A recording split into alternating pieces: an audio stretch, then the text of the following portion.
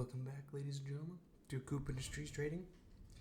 It's honestly been a minute since I recorded the last video. I took a break already.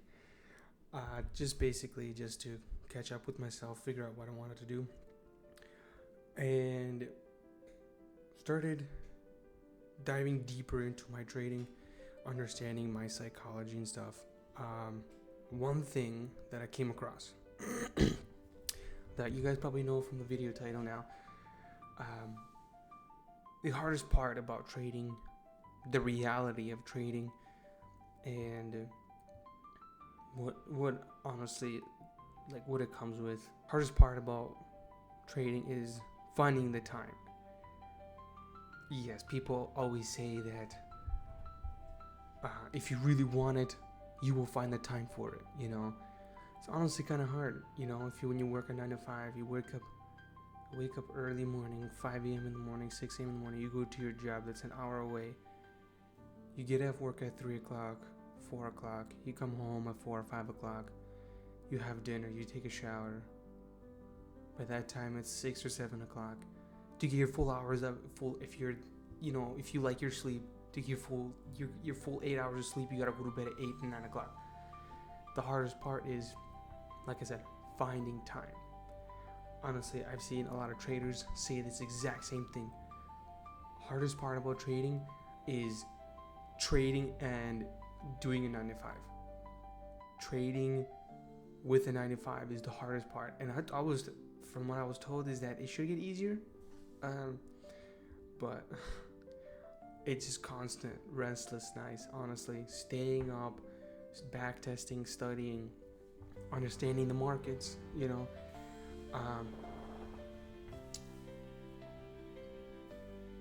but a lot of it comes down to also emotional and psychological. So personally for me, finding the time and the ability to trade, especially in the mornings, because it's the most volatile. It's where the best setup comes in, and you're able to catch most of the move for the rest of the day.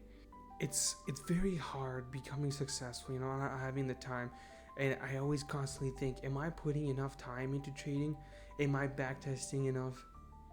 Am I doing enough to be successful in the next couple years?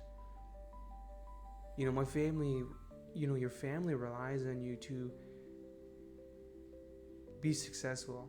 I'm actually working part-time right now, just so I can do trading. It's enough to get by. It's honestly very hard.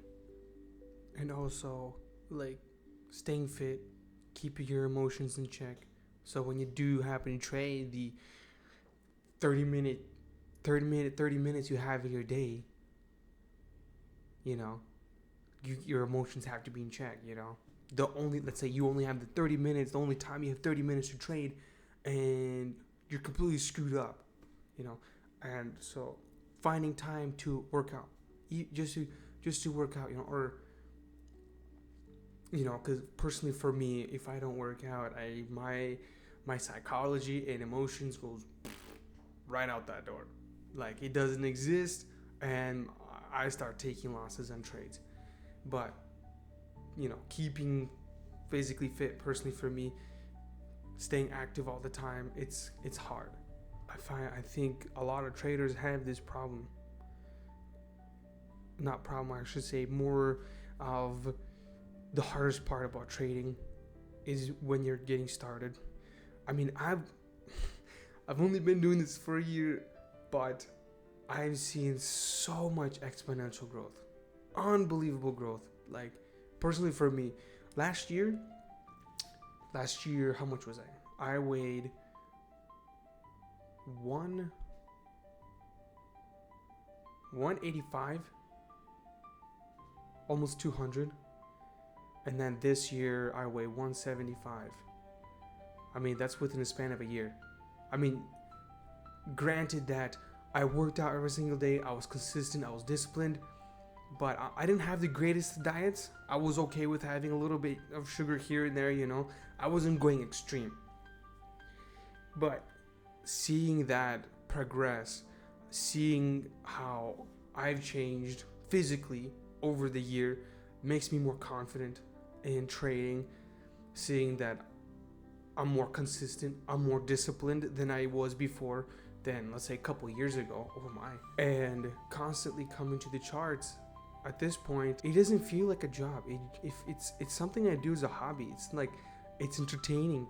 It's something I love to do. I love it. It's not gambling either. I don't have this sensation and adrenaline of like, I'm gambling. No, the good feeling comes from when you take that trade and it works out in your favor. You analyze the markets perfectly how you were taught and how you learn how to read the charts, and it worked. That's the good feeling you get after putting in a whole year of trading.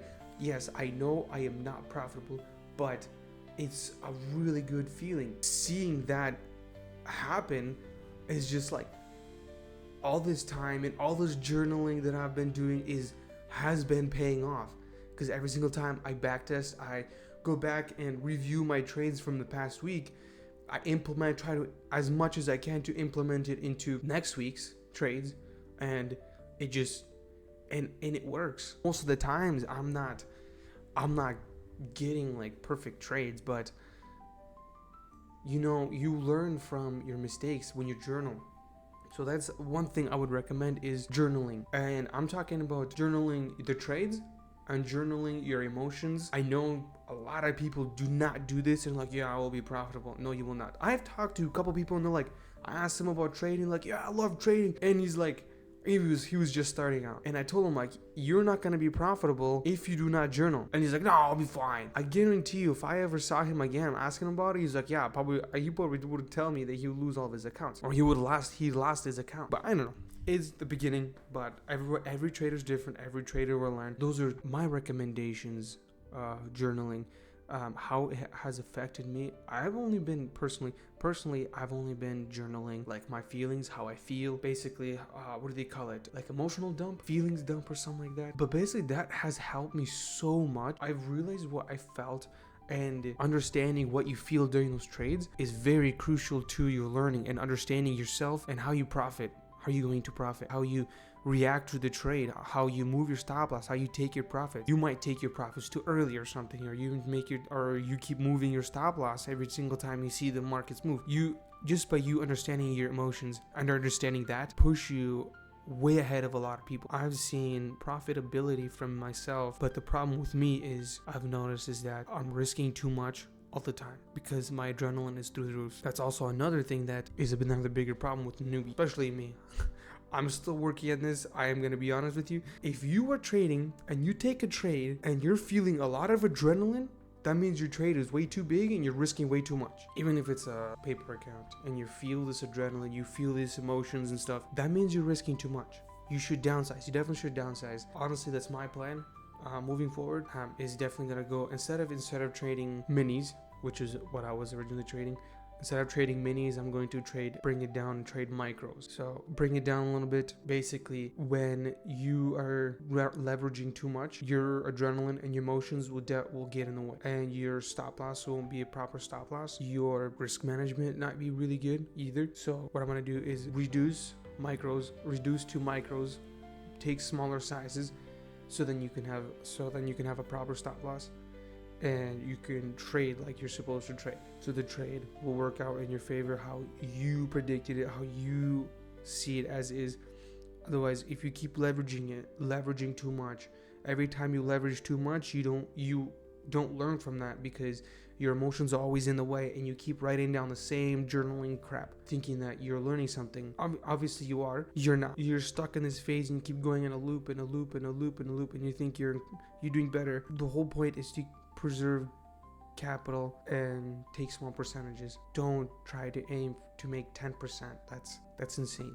If you try to make 10% in a day, first of all, you're risking too much. You're over leveraging, and you're playing with your emotions that are not in check. Not going to be in check for sure. So that basically concludes this video.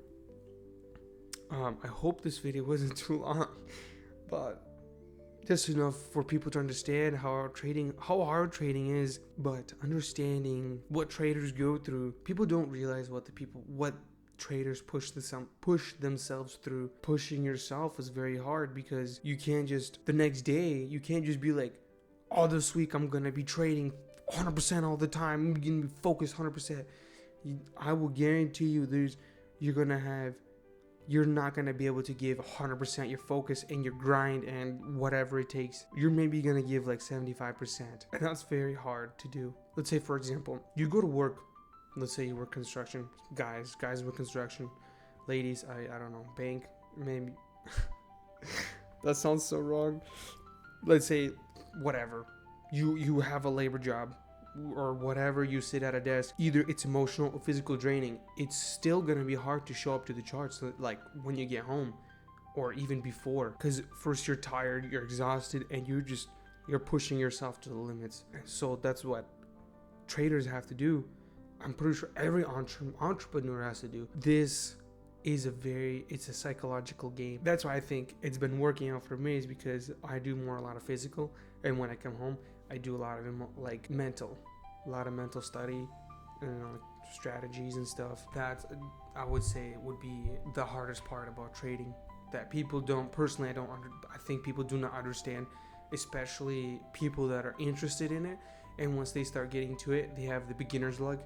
And then once their beginner's luck ends, they start getting frustrated about it and they just give up. And they're like, oh, I'm gonna try something else. If you're really committed to it and you really want it, you will make it happen. You will find the time. This concludes this video. I really hope you enjoy this. It was honestly, I tried to write it out like a script and something. A script to like follow, but I was like kind of all over the place. I hope you enjoyed this video. Please give me a thumbs up. And I hope to see you in the next video. Take care.